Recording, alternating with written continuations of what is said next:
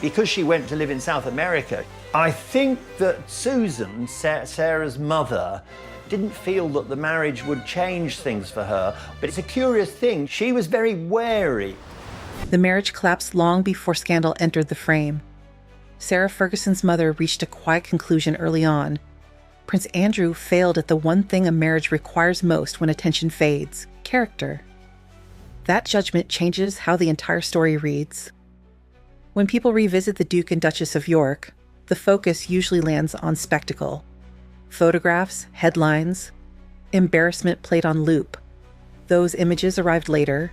The actual failure developed privately through absence, imbalance, and emotional drift that never corrected itself. Thousands of miles away in Argentina, Fergie's mother Susan was a little more restrained than her former husband in reacting to her daughter's impending nuptials. In July 1986, the wedding of Sarah Ferguson and Prince Andrew appeared to signal renewal.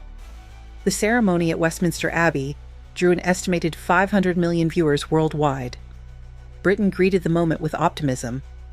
Andrew still benefited from public goodwill following his naval service during the Falklands conflict. He projected confidence, ease, and a modern royal image. Sarah brought something different. She laughed openly, spoke without stiffness, and seemed accessible. Many people watching felt the monarchy had gained warmth rather than polish. For a short time, the pairing felt right. Youth, status, and emotional openness aligned neatly on camera. Behind that image sat a structural weakness. Andrew remained an active naval officer. His career required extended deployments, sometimes lasting months. Public narratives frame this as duty and honor. Inside the marriage, it created distance. Royal life demands shared presence. Schedules, appearances, and family expectations pile pressure onto couples even when both partners remain grounded at home. Distance magnified that pressure. Sarah managed pregnancy, motherhood, and royal protocol largely on her own. She learned the rhythms of public life while adapting to constant scrutiny. Partnership gradually thinned into separation, even while the marriage remained intact on paper. One observer paid close attention to this dynamic, Susan Barantes. She watched her daughter's emotional state rather than reading press coverage. Years later, speaking to the Italian magazine Gente, Barantes offered an assessment that still lands hard. She acknowledged Andrew's charm, generosity, and social ease. Then she delivered a blunt verdict. He lacked character, completely. The force of that statement comes from its restraint. Barantes avoided scandal. She avoided theatrical accusation.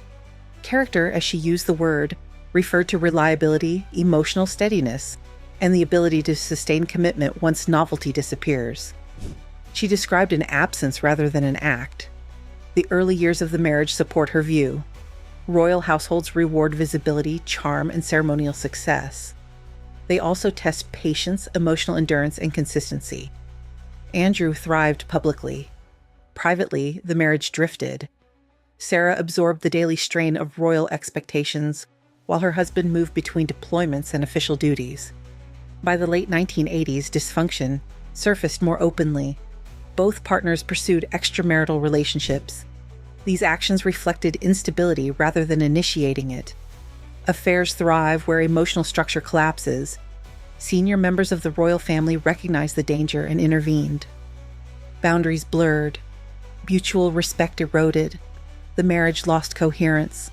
The separation announcement came in March 1992. Sarah spoke calmly, stressing privacy and family stability. Princess Beatrice was 8. Princess Eugenie was 6. The moment unfolded amid relentless media pressure. Sympathy shifted quickly. Sarah became the focal point of ridicule and blame. Once the scandal broke? As soon as I knew it was a scandal, not once it broke, Michael. But don't try and trick me now, because I'm not going to play this game.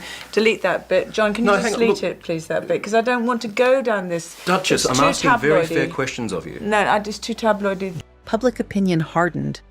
Polls recorded her collapse in popularity. Briefings and leaks circulated.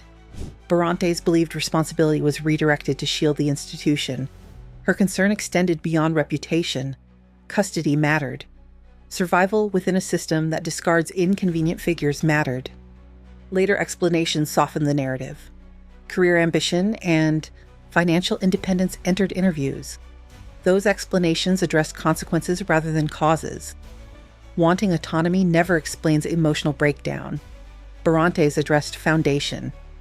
She spoke about character inside marriage, the quiet work required to hold a partnership steady once applause fades. By the time separation became public, the marriage had already hollowed out. The fairy tale dissolved before scandal ever arrived. Absence replaced partnership. Charm replaced steadiness. A mother observed closely and reached a conclusion that continues to echo through every chapter that followed.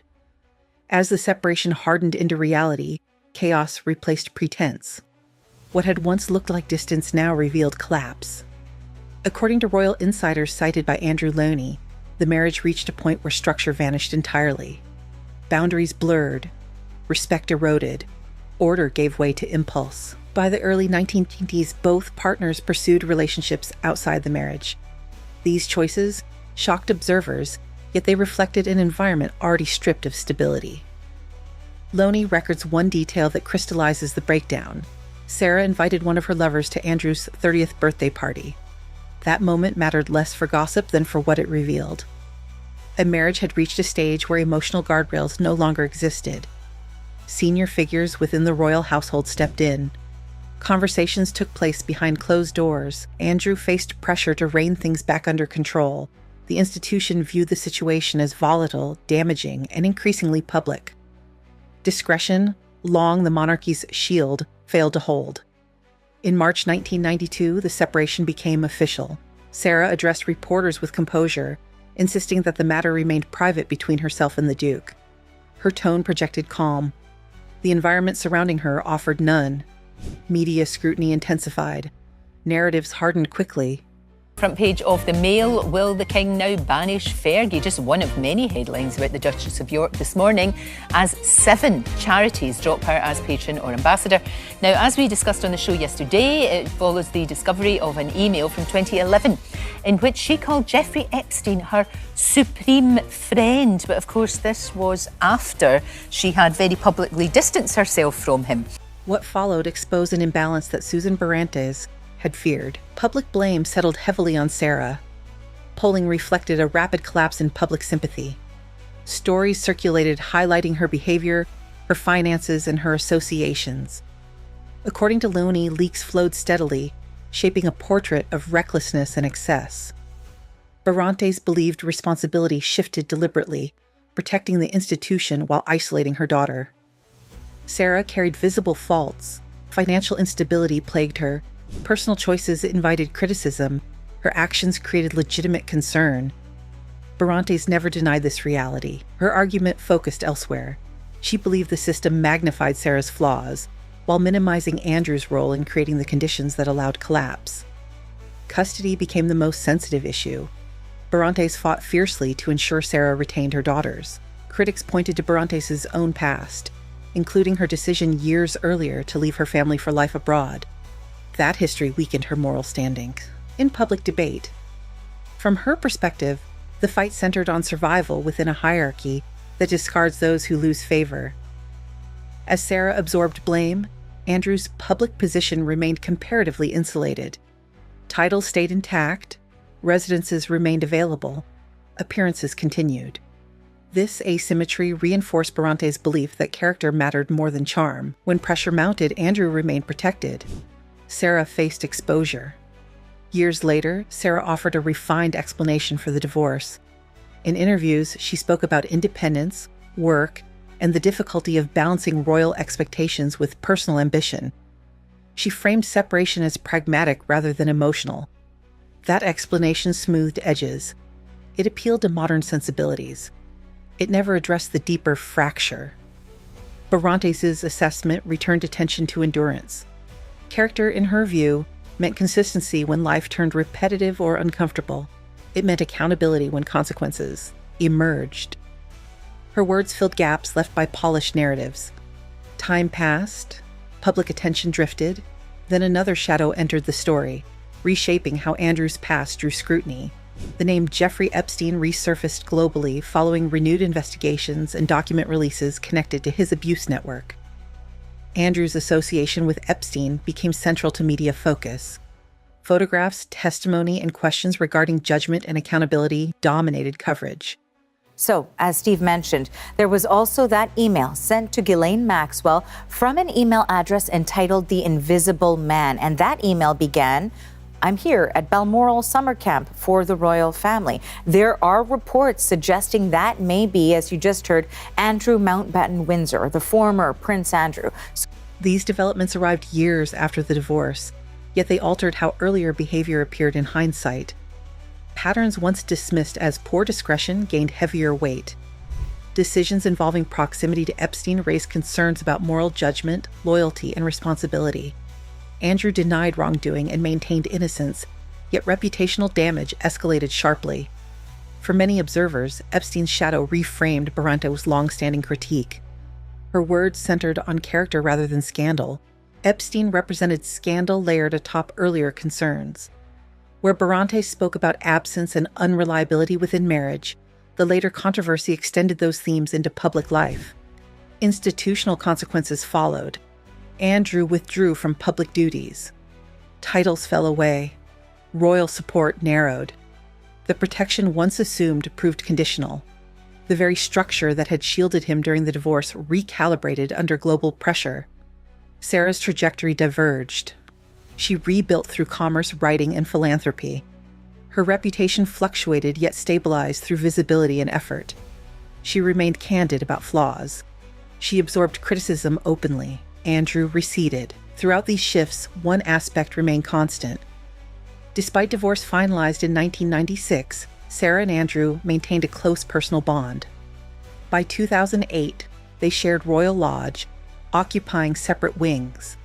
They described themselves as content, cooperative, and committed to family unity. Their daughters reinforced this narrative, crediting Sarah with emotional warmth and resilience. That closeness puzzled outsiders. It suggested affection survived failure. It also reinforced Barante's distinction. Emotional attachment differs from structural reliability. Love alone fails to sustain partnership without steadiness beneath it. Stories like this only persist because attention persists. If you want continued coverage focused on evidence, patterns, and accountability rather than noise, subscribe and stay connected as this develops. Ferguson makes a major social media change after her ex, Prince Andrew, gives up his royal title. 4 days after her ex-husband, Prince Andrew, announced he would no longer use his royal titles, such as Duke of York, his ex-wife has updated her social media to remove references to her Duchess of York title. As Epstein's shadow darkened Andrew's public image, Barante's words gained renewed resonance. She never accused him of cruelty or malice. She described a void where dependability should reside. Subsequent events extended that pattern into broader view. This phase of the story exposes the cost of character deficits within insulated systems. Charm thrives where accountability weakens. Institutions protect until protection threatens survival. Individuals absorb fallout unevenly. The marriage between Sarah Ferguson and Andrew Mountbatten Windsor ended publicly in the early 1990s. Its real collapse unfolded earlier. Later scandals amplified scrutiny, yet they followed grooves already carved. Barantes recognized those grooves long before the world paid attention. The question now sharpens. Did later events confirm an early diagnosis? Or did time simply expose what proximity once concealed? The answer shapes how the next chapter must be read. Years after the divorce papers were signed, the story refused to settle. What followed confused observers more than the collapse itself. Distance disappeared. Proximity returned. The former Duke and Duchess of York built a post-marital arrangement that defied royal precedent and public expectation. By 2008, Sarah Ferguson and Prince Andrew shared Royal Lodge once again. Separate wings, shared routines, public appearances together. They described their relationship as cooperative, affectionate, and stable. Interviews framed them as the happiest divorced couple in Britain. For many, this raised a question. If the marriage failed so completely, why did the bond survive? The answer sits inside Susan Barante's original judgment. She never argued that affection vanished. She argued that reliability never arrived. Emotional connection can persist even when structure collapses. Love sustains closeness. Character sustains partnership. Those forces differ. Their daughters reinforce this distinction. Princess Beatrice and Princess Eugenie spoke publicly about their childhood with warmth rather than resentment. They credited their mother with emotional openness, adaptability, and joy under pressure. Stories focused on movement, creativity, and resilience. Sarah appeared as the anchor. Andrew's presence entered those recollections more quietly. He appeared supportive, friendly, and involved. He rarely appeared as stabilizing force. The tone suggested participation rather than leadership, affection rather than grounding. This imbalance mattered because family systems expose patterns over time. Children observe who carries emotional labor. They observe who absorbs stress. Those dynamics persist long after formal roles dissolve. Meanwhile, Andrew's public standing continued to deteriorate. Associations with Jeffrey Epstein reshaped global perception. Photographs, testimony, and unanswered questions dominated coverage. Legal settlements followed. Official duties ended. Military titles were relinquished. Institutional distance replaced earlier protection. The contrast proved stark. During the divorce era, the system shielded Andrew, while Sarah absorbed blame. Decades later, the system recalibrated. Protection withdrew when reputational risk threatened survival. The same institution that once insulated charm now demanded withdrawal. Through this reversal, Sarah maintained visibility. She spoke openly about mistakes. She acknowledged excess. She pursued work through writing, commerce, and philanthropy. Public opinion fluctuated yet stabilized. Accountability created durability. Barante's words echoed across this arc. She never predicted scandal. She predicted collapse under pressure. Epstein's shadow deepened scrutiny, yet it aligned with an earlier pattern. Decisions revealing weak judgment accumulate consequences. Insulation delays exposure rather than preventing it. As plans emerged for Andrew and Sarah to vacate Royal Lodge in 2026, symbolism surfaced. A shared home represented compromise, familiarity, and continuity. Departure marked an ending layered atop earlier endings. Titles vanished, residences shifted, the remnants of royal privilege narrowed further. What endured remained personal rather than institutional. Sarah and Andrew continued to speak warmly about each other. Cooperation persisted. Family events included both parents. That consistency reinforced the central theme. Emotional bonds survived. Structural partnership never returned. Susan Barantes' assessment gains clarity here. She described absence rather than offense. Character manifests through steadiness, accountability, and presence across unglamorous years. Where those qualities weaken, systems fracture slowly and then suddenly. The public once framed the divorce through scandal. History reframes it through endurance. Sarah carried pressure outward. Andrew relied on insulation inward. When insulation failed, consequences accelerated. This reframing challenges familiar narratives. Villains and victims offer simplicity. Reality rarely cooperates. Both parties contributed to chaos. Both made damaging choices. Responsibility distributes unevenly across time rather than evenly across headlines. Barantes understood this distinction because she watched without illusion. Her judgment emerged from proximity rather than performance. She spoke as a mother rather than commentator. That perspective carries weight precisely because it lacks flourish. So the story closes where it began. A marriage celebrated for symbolism collapsed through imbalance.